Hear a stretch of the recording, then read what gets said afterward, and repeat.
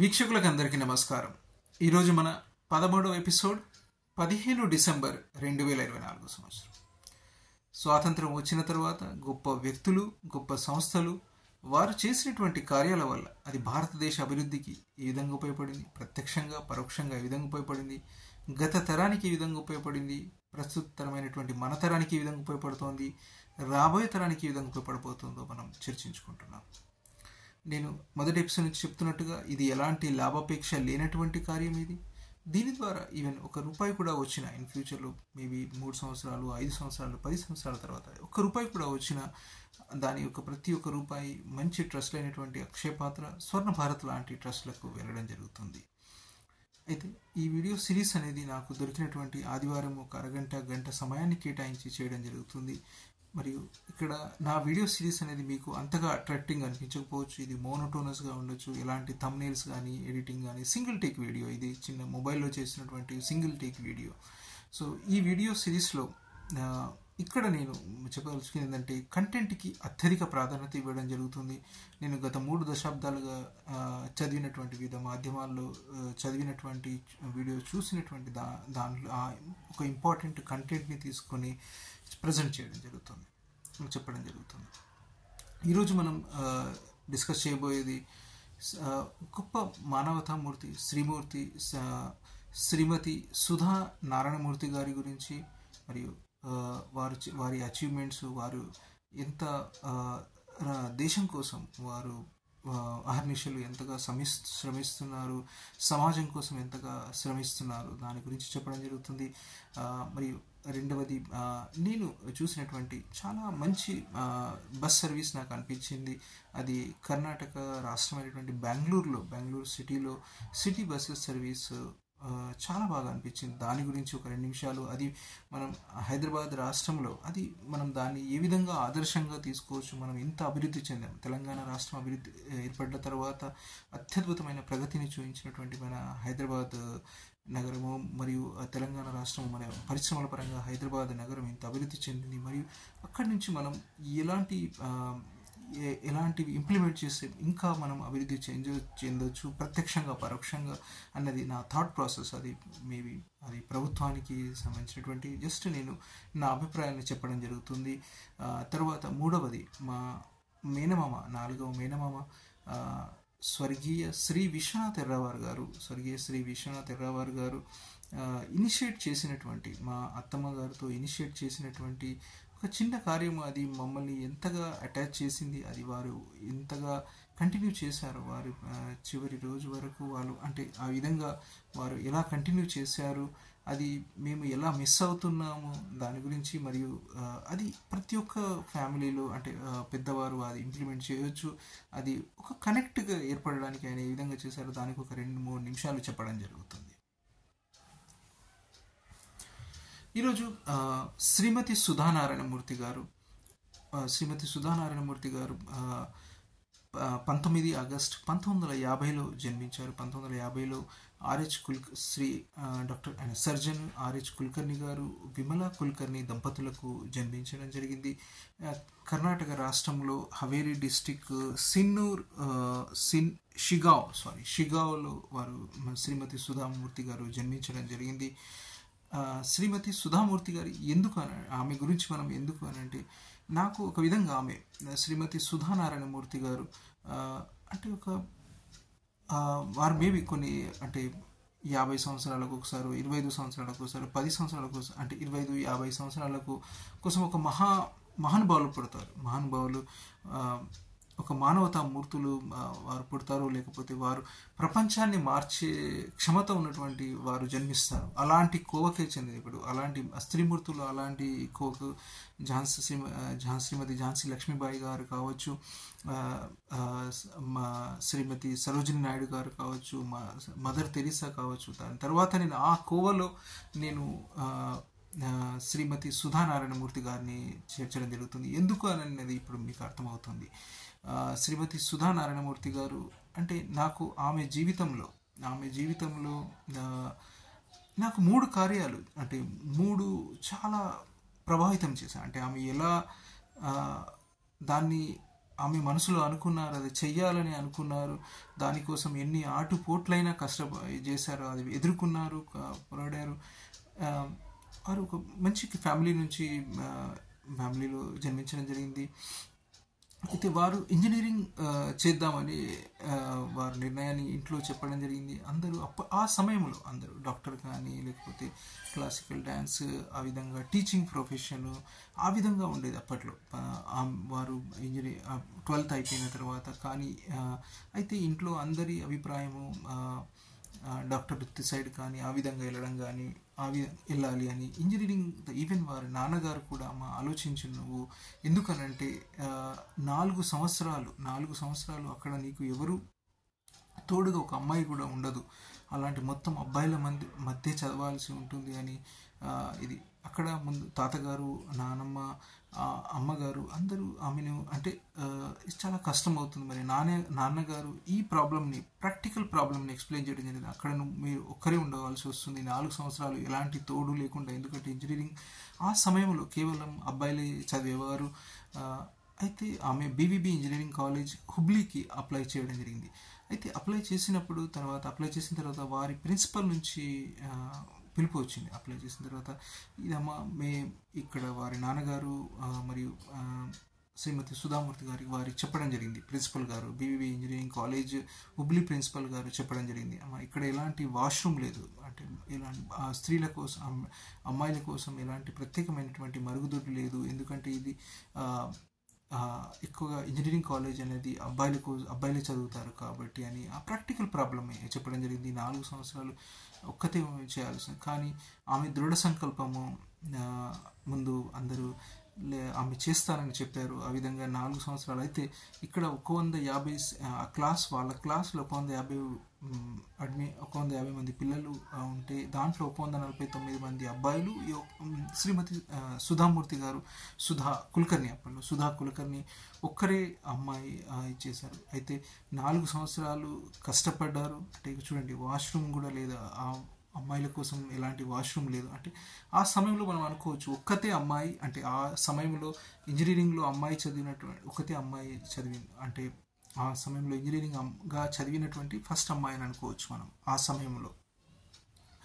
So అయితే చాలా కష్టపడ్డారు. ఈవెన్ వారి క్లాస్మేట్స్ కూడా హేళన చేసేవారు. పువ్వులు కూడా పెట్టడం జరిగింది ఆమెకు. అలాంటి స్థితి నుంచి ఆమె అదంతా ఫేస్ చేసి ఆమె ముందే తయారయ్యారు, ఎలాంటి ప్రాబ్లం వచ్చినా ఇది. కానీ 4 సంవత్సరాల తర్వాత అక్కడ ఆమె గోల్డ్ మెడల్ రావడం జరిగింది. ఆమె ప్రతి ఇయర్ వారి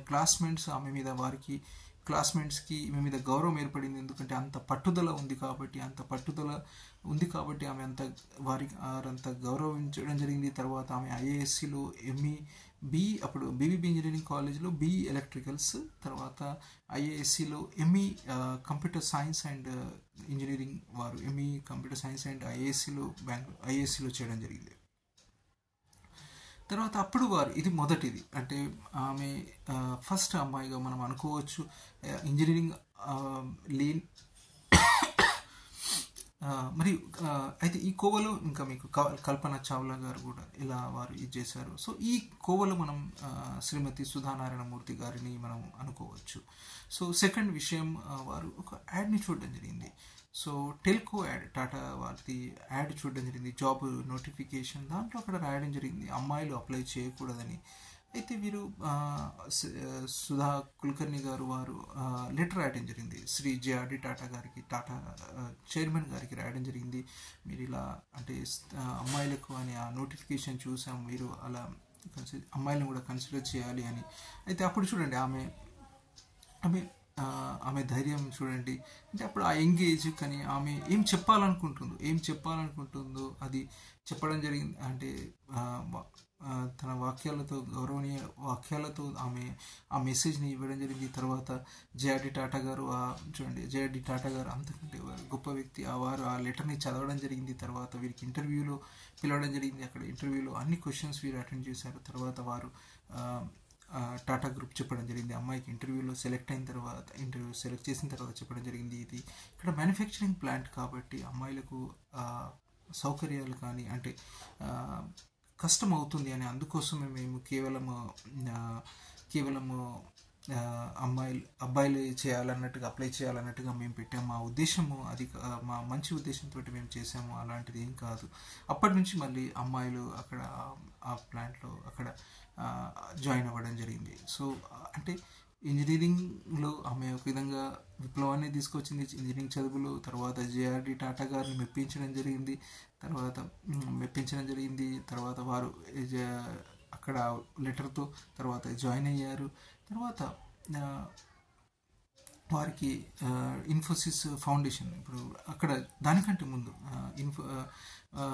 సుధా నారాయణమూర్తి గారి బర్త్డే అయితే బర్త్డే రోజు నారాయణమూర్తి గారు వచ్చి wish you very happy birthday, మరియు ఈరోజు నేను అంటే జాబ్ వదిలేయాలనుకుంటున్నాను, నేను సాఫ్ట్వేర్ కంపెనీ పెట్టాలనుకుంటున్నాను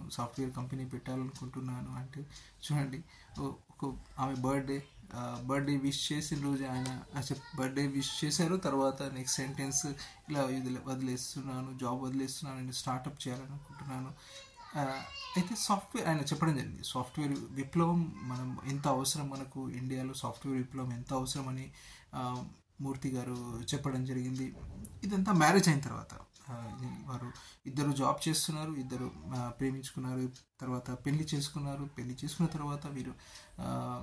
తర్వాత బర్త్డేలో వారు బర్త్డే విష్ చెప్పి తర్వాత ఈ విషయాన్ని చెప్పడం జరిగింది, నేను స్థాపించాలనుకుంటున్నాను కాబట్టి. అయితే వీరి గ్రాండ్ మదర్ చెప్పినట్టుగా, శ్రీమతి సుధా నారాయణమూర్తి వారి గ్రాండ్ మదర్ చెప్పినట్టుగా, అంటే ఇది అందరూ మనం ఇంప్లిమెంట్ చేయొచ్చు, అందరూ లేడీస్ ఇది ఇంప్లిమెంట్ చేయొచ్చు, అందరూ శ్రీమూర్తులు ఇంప్లిమెంట్ చేయొచ్చు. అంటే ప్రతి నెల ఏదో ఒక అమౌంట్ సేవ్ చేస్తూ ఉండాలి, చిన్న అమౌంట్, అది భర్తకు తెలియనీయకుండా అమౌంట్ సేవ్ చేస్తూ ఉండాలి. మరియు అది ఒక ఎమర్జెన్సీ ఫండ్ లాగా యూజ్ చేయాలి.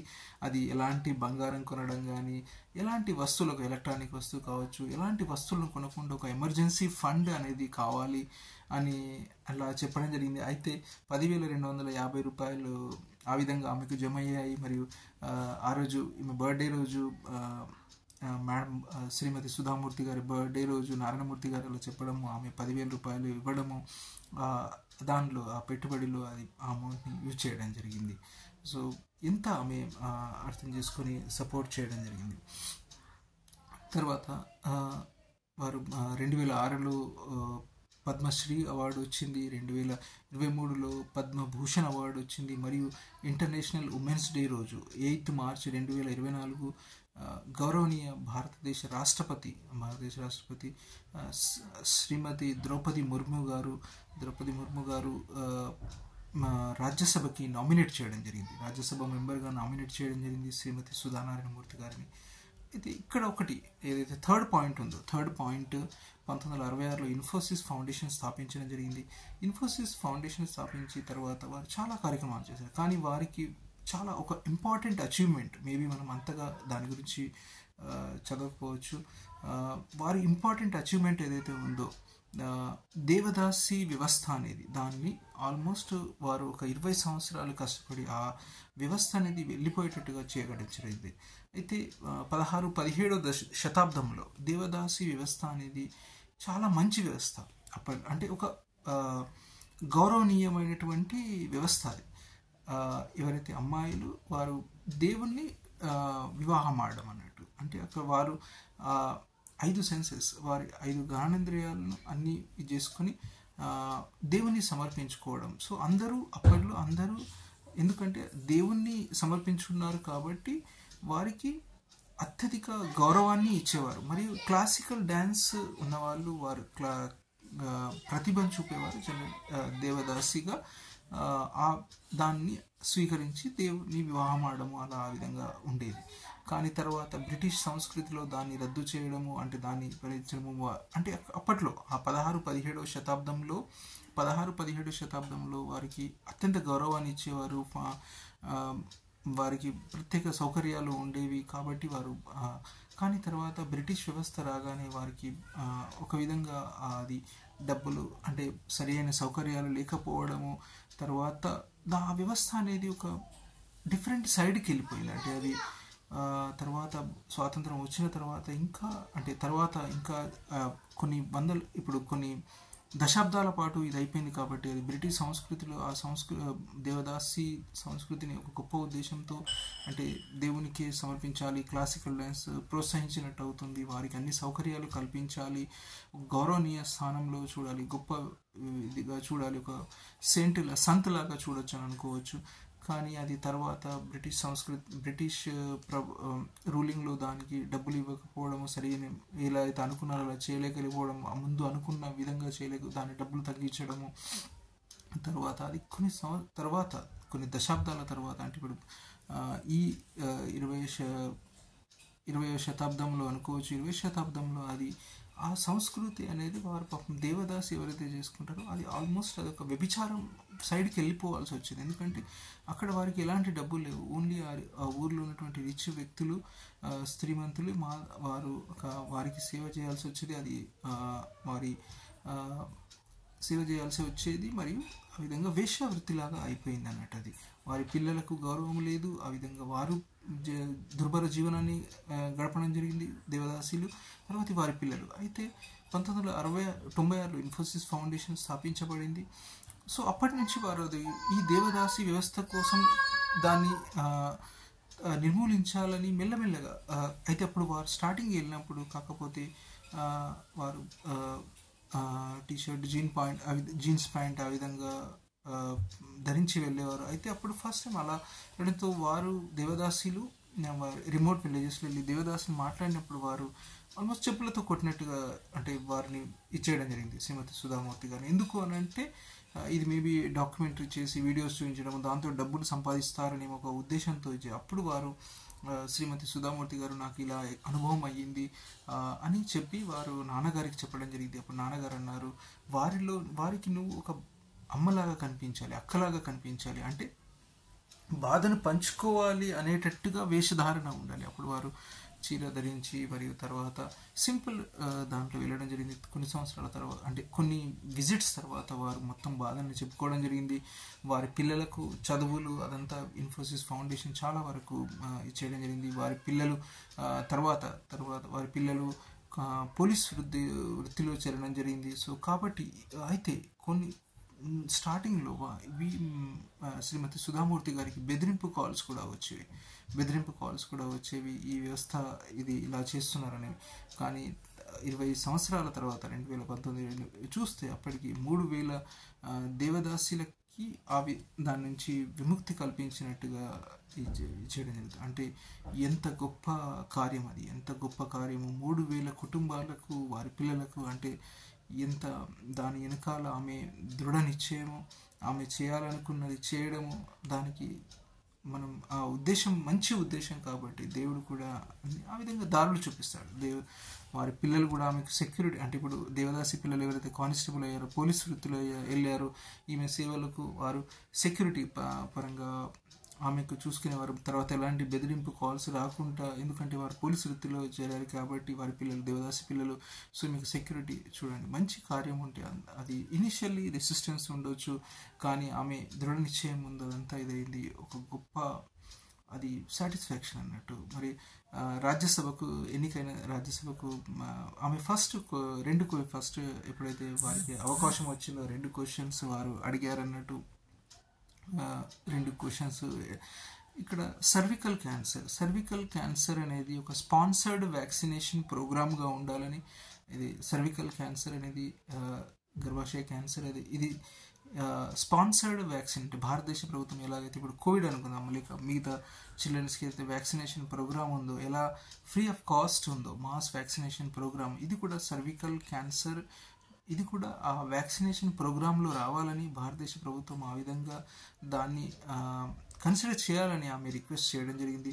తర్వాత భారతదేశం ఆమెకు ఇంకొకటి, ఆమె ఇప్పుడు వారు 1950లో జన్మించారు, 74 years. ఇప్పటికీ ఆమె ఇంకా నేర్చుకుంటూనే ఉంటారు. మరియు ఆమెకు చరిత్ర మీద మరియు మన స్మారక స్థలాల మీద చాలా పరిజ్ఞానం ఉంది. మరియు వారు ట్యూషన్స్ కూడా పెట్టుకుంటారు. అంతగా 8వ దశాబ్దం 9వ దశాబ్దం ఎనిమిదవ శతాబ్దం, sorry 8th century 9th century, ఇప్పుడు మన 21st century. So 8th century 9th century AD 8th century AD 9th century AD ఆ శతాబ్దాల గురించి వారు ట్యూటర్, అది హిస్టరీ టీచర్ వచ్చి చెప్పడం జరుగుతుంది. ఆమెకు ఇప్పటికి అటెండ్ చేస్తారు.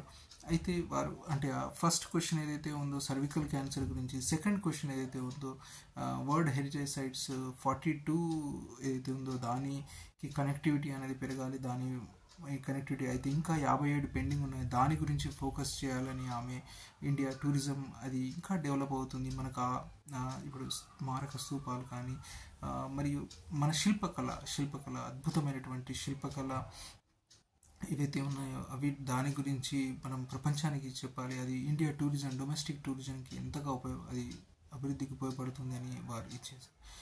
తర్వాత బెంగళూరులో నేను గమనించినటువంటి ఇది ఆర్టీసీ బస్సెస్ కనెక్టివిటీ అనేది చాలా బాగుంది అన్నట్టు. ఎయిర్పోర్ట్ నుంచి డిఫరెంట్ ప్లేసెస్కి కనెక్టివిటీ అనేది ఎయిర్పోర్ట్ వాయువజ్ర సర్వీస్ కావచ్చు, మరియు వారి లోకల్ బస్సెస్ చాలా వరకు అయితే అక్కడ బస్సెస్ ఎలక్ట్రిక్ బస్సెస్ కానీ మరియు షార్ట్ డ్యూరేషన్ డీజిల్ బస్సెస్ చాలా అక్కడ కనెక్టివిటీ అనేది చాలా బాగుంది.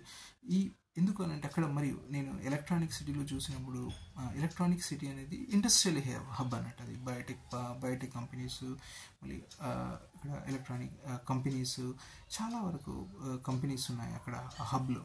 అయితే అక్కడ నేను ఆల్మోస్ట్ ప్రతి 10 నిమిషాలకు ఒక బస్సు అంటే ఒక పాయింట్ నుంచి, ఒక మేజర్ పాయింట్ నుంచి ఇంకొక మేజర్ పాయింట్ అది త్రూ ఎలక్ట్రానిక్ సిటీ వెళ్ళడము.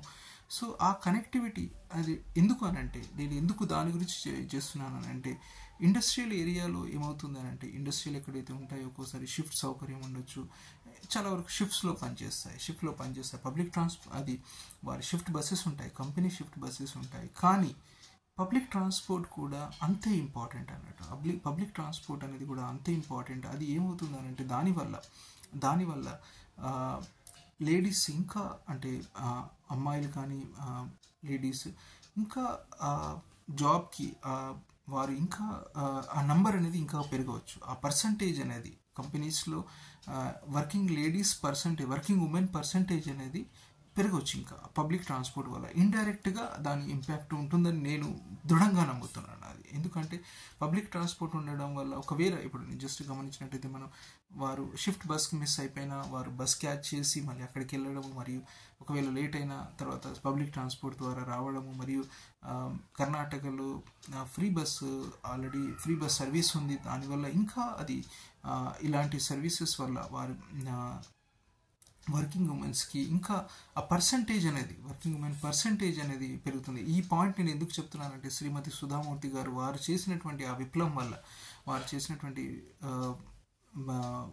వల్ల ఇప్పుడు ఇంజనీరింగ్ ఎంతమంది అమ్మాయిలు ఇప్పుడు వెళ్ళగలుగుతున్నారు, తర్వాత టాటా గ్రూప్లో ఎంతమంది అప్పుడు ఉన్నారు, తర్వాత వారు చూసినట్టయితే శ్రీమతి సుధామూర్తి గారు 16,000 టాయిలెట్స్ ఆ ఫౌండేషన్ ద్వారా 16,000 టాయిలెట్స్, 7,000 లైబ్రరీస్, తర్వాత ఫ్లడ్ ఎఫెక్టెడ్ ఏరియాస్లో 2,300 ఇల్లు కట్టడించి జరిగింది. ముఖ్యంగా ఇక్కడ చూసినట్టయితే వారు అంటే ఇప్పుడు నేను 16,000 టాయిలెట్స్ 7,000 లైబ్రరీస్ ఎందుకనంటే వారు స్కూల్స్లో అంటే వాష్రూమ్స్ ఎంత ఇంపార్టెన్స్ దాని మీద ఫోకస్ చేశారు. కాబట్టి బేసిక్ థింగ్స్ మీద ఫోకస్ చేసి అది డైరెక్ట్గా ఇండైరెక్ట్గా అది ఈ జనరేషన్కి ఎంతగానో ఉపయోగపడుతుంది, రాబోయే జనరేషన్కి ఎంతగానో ఉపయోగపడుతుంది.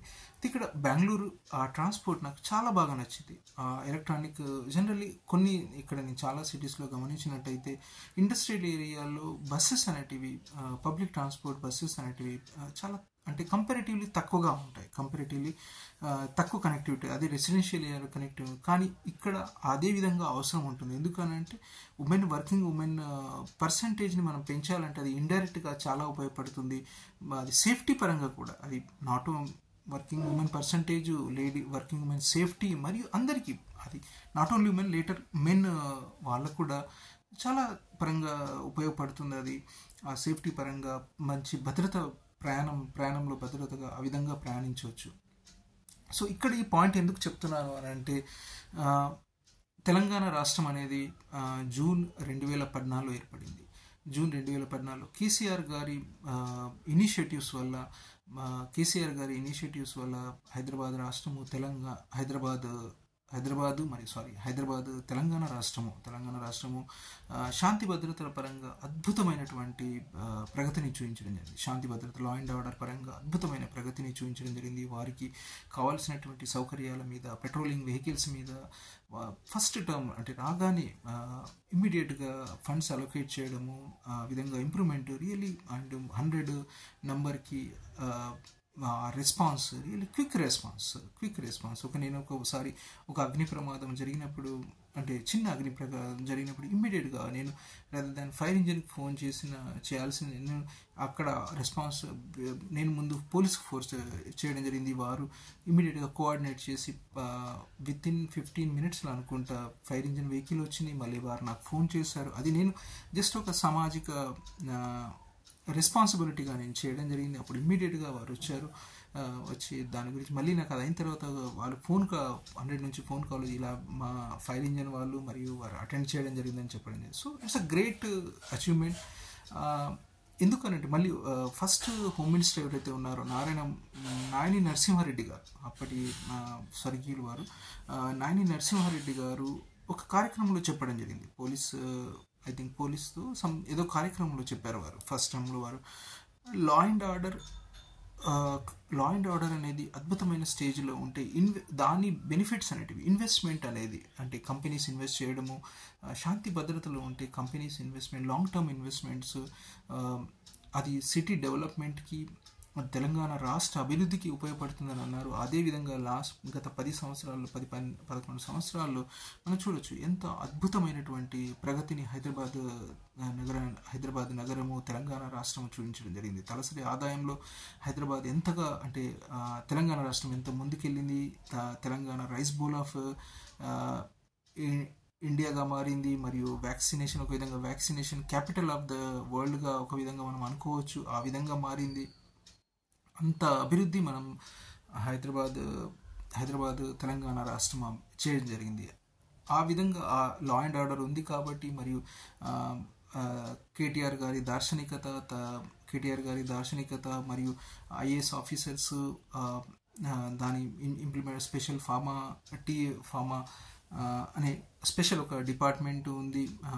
దానికి సంబంధించినటువంటి తెలంగాణ రాష్ట్రానికి సంబంధించినటువంటి మరి శాంతి భద్రతల పరంగా పోలీస్ వ్యవస్థ, సో అద్భుతమైన ప్రగతిని చూసింది. ఇప్పుడు శ్రీధర్ బాబు గారు కావచ్చు, ఆ విధంగా అద్భుతమైన ప్రగతిని. కానీ ఇక్కడ నేను ఒక పాయింట్ ఏంటంటే, మనం పబ్లిక్ ట్రాన్స్పోర్ట్ పరంగా కూడా ఇంకా ఇండస్ట్రియల్ ఏరియాస్కి కనెక్టివిటీ, మేబీ చిన్న shuttle buses or every 10 minutes ఒక పాయింట్ నుంచి ఇంకొక పాయింట్, తర్వాత అది మేజర్ హబ్కి కనెక్ట్, అక్కడ ఫ్రీక్వెన్సీ అనేది ఏదైతే ఉంటుందో ఆ విధంగా ఉంచి ఈ ఇండస్ట్రియల్ హబ్ నుంచి అట్లీస్ట్ ఒక 3-5 kilometers ఇంకొక హబ్కి చేర్చడం, అలాంటి షటిల్ బస్సెస్ అవి నడుస్తూ ఉంటే ఇంకా అది సేఫ్టీ పరంగా, అంటే వర్కింగ్ ఉమెన్ పర్సంటేజ్ పెరగడానికి, వారి భద్రతకు మరియు అందరి భద్రతకు, తర్వాత ఉమెన్ భద్రత ఉందో తర్వాత అందరి భద్రతకు అది ఉపయోగపడుతుందని నేను దృఢంగా విశ్వసిస్తున్నాను. ఇది పాయింట్ ఎందుకు చెప్తున్నానంటే, ఇప్పుడు తెలంగాణ ప్రభుత్వము 28 రాబోయే కొన్ని రోజుల్లో మేబీ వాళ్ళు ఎలక్ట్రిక్ బస్సెస్ పర్చేస్ ఆ విధంగా ఆలోచించడం జరుగుతుంది. అది ఇప్పటి నుంచి ఆ విధంగా వారు అనుకున్నట్టయితే, ఇప్పుడు మంచి పెద్ద ఇండస్ట్రియల్ హబ్స్ అయినటువంటి హైదరాబాద్లో పాషమైలారం ఫామాకి మరియు మిగతా మేజర్లీ అక్కడ ఫామా ఉంటుంది. పాషమైలారం హబ్ కావచ్చు, బయోటెక్ క్లస్టర్ అయినటువంటి జినోమ్ వ్యాలీ, పెద్ద క్లస్టర్స్ జినోమ్ వ్యాలీ, కరకపట్ల, తర్వాత అక్కడ చూసినట్టయితే ఐడియా బొల్లారం హబ్, బొంతపల్లి మరియు నాచారం ఆల్రెడీ కనెక్టివిటీ ఉంది కాబట్టి అక్కడ ఇంకా కనెక్టివిటీ పెంచడం ఆ విధంగా ఆలోచించవచ్చు. సో ఇలాంటి ఇండస్ట్రియల్ ఏరియాస్ మీద కనెక్టివిటీ పరంగా చేసినట్టయితే, మనం ఎలక్ట్రానిక్ సిటీ బెంగళూరులో ఉన్నటువంటి ఎలక్ట్రానిక్ సిటీలో ఎలాంటి కనెక్టివిటీ ఉందో అలాంటి అట్లీస్ట్ ఒక ఇప్పుడు ఇనిషియేట్ చేసి అది 3-4 years తర్వాత ఆ స్టేజ్కి చేరుకున్న, సో దాని ఇంపాక్ట్ అనేది డైరెక్ట్గా ఇండైరెక్ట్గా అది సమాజానికి మరియు హైదరాబాద్ ఇంకొక స్థాయికి చేరుకోవడానికి ఉపయోగపడుతుంది. ఎందుకంటే హైదరాబాద్ నగరం అనేది ఔటర్ రింగ్ రోడ్ వల్ల చాలా అభివృద్ధి చెందింది. ఔటర్ రింగ్ రోడ్ వల్ల ఇంకా మనం హైదరాబాద్ నగరం విస్తరించింది. ఇప్పుడు రీజనల్ రింగ్ రోడ్ వల్ల ఇంకా విస్తరించబోతుంది. సో పబ్లిక్ ట్రాన్స్పోర్ట్ పరంగా ఆ విధంగా ఇంకా బెనిఫిట్, ఆ విధంగా కనెక్టివిటీ పెరిగితే ఇంకా అది మన హైదరాబాద్ నగరం అనేది ఇంకొక గొప్ప స్థాయికిలోకి వెళ్ళొచ్చు అన్నది నా ఆలోచన. అది ప్రభుత్వము కన్సిడర్ చేయొచ్చు. అది ప్రభుత్వాన్ని ముందుకు జస్ట్ ఒక ఈ చిన్న వీడియో మాధ్యమం ద్వారా నేను చెప్పాలనుకుంటున్నాను. మరి మా మేనమామ గారు స్వర్గీయ శ్రీ విశ్వనాథ్ ఎర్రవార్ గారు, స్వర్గీయ శ్రీ విశ్వనాథ్ ఎర్రవార్ గారు, వారు 85వ ఏట వారు జూలైలో 27 జూలై 2024లో వారు స్వర్గీయులయ్యారు. అయితే వారు 85వ ఏట.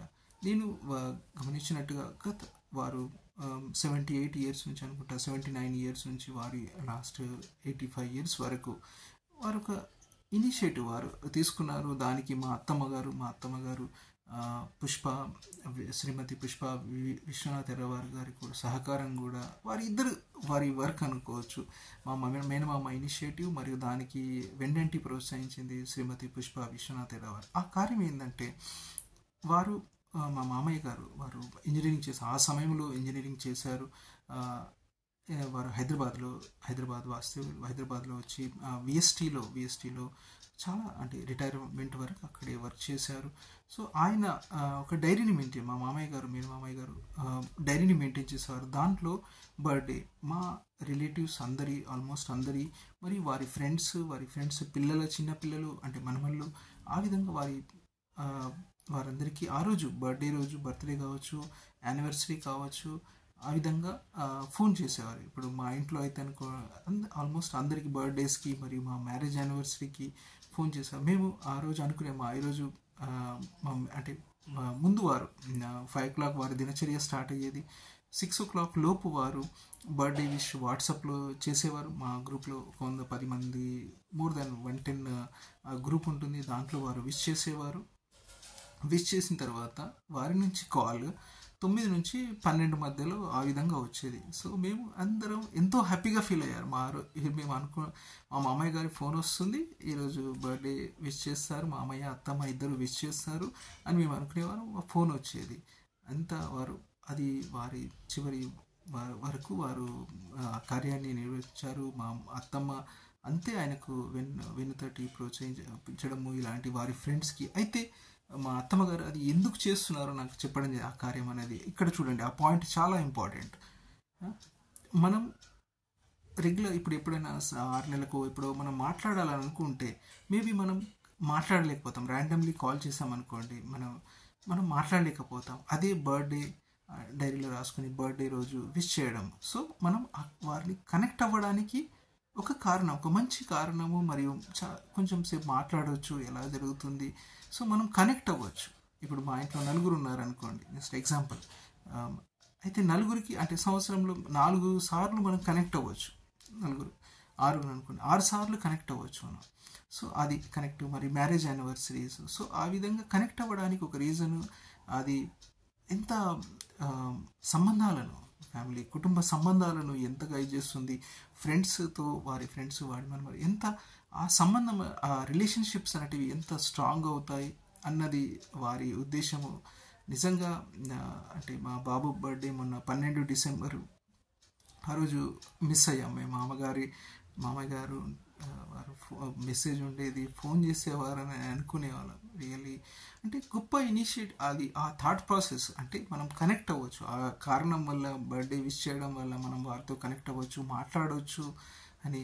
Not only for the relatives but friends even grand daughters birthday ఆయనకు గుర్తుండడం, ఆ డైరీ మెన్షన్ చేయడము. రియల్లీ ఇది అంటే మనం ఏదైతే ఉందో థాట్ ప్రాసెస్, ఇది భారతదేశంలో అందరూ ఇంప్లిమెంట్ చేయొచ్చు. అందరూ పెద్దవాళ్ళు అందరూ ఇంప్లిమెంట్ చేయొచ్చు. ఒక మంచి ఇది thought process. Thank you so much.